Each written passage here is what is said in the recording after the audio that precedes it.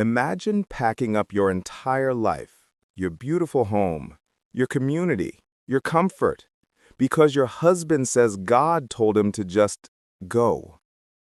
This is the life of Sarah, married to Abraham, then Abram. They were constantly moving, following a promise that sounded amazing but felt totally impossible. God had promised Abraham a legacy, a nation descended from him, spreading out like the stars in the sky. It was a spectacular vision. There was just one huge, incredibly painful problem. Sarah was barren, no children. And as the years turned into decades, and she moved further and further away from everything familiar, that promised nation felt less like a destiny and more like a cruel joke. She was watching Abraham, the man she loved, the receiver of the promise, grow increasingly anxious. She felt the weight of the delay. She thought, if God is going to keep his promise, maybe I'm the obstacle. Sarah, tired, but resolved. Abraham, God hasn't given me children.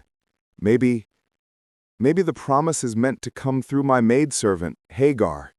Take her. This was a cultural practice, yes, but for Sarah, it was a profound act of self-sacrifice driven by desperation. She was trying to help God keep his promise. But when Hagar actually conceived, everything exploded. Suddenly, the atmosphere was toxic. Hagar felt superior, and Sarah felt replaced.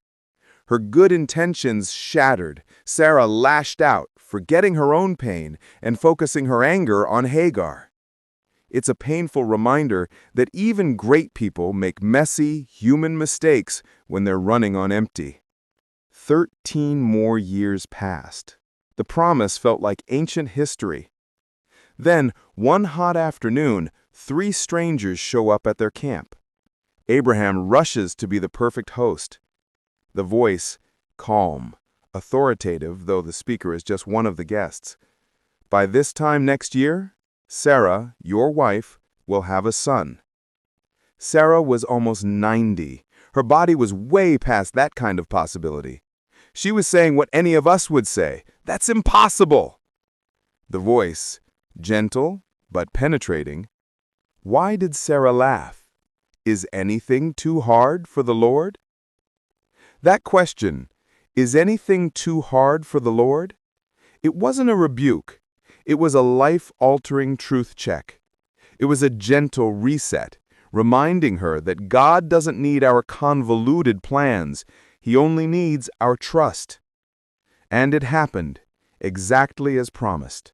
Sarah gave birth to Isaac, a name that literally means, he laughs. Sarah, God has brought me laughter, and everyone who hears about this will laugh with me. Sarah's story isn't just about the miracle of a late-in-life baby. It's about the journey through doubt, through bad decisions, and through the long, agonizing wait. It shows us that God's timeline is rarely our own. And even when we try to fix the promise ourselves, his plan will still prevail. Sarah, the one who doubted, who laughed at the promise, ultimately became the mother of nations, the ultimate testament that God's promises always outlast our patience. Would you like to hear the story of another biblical figure who had to wait for a long time for a major promise to be fulfilled?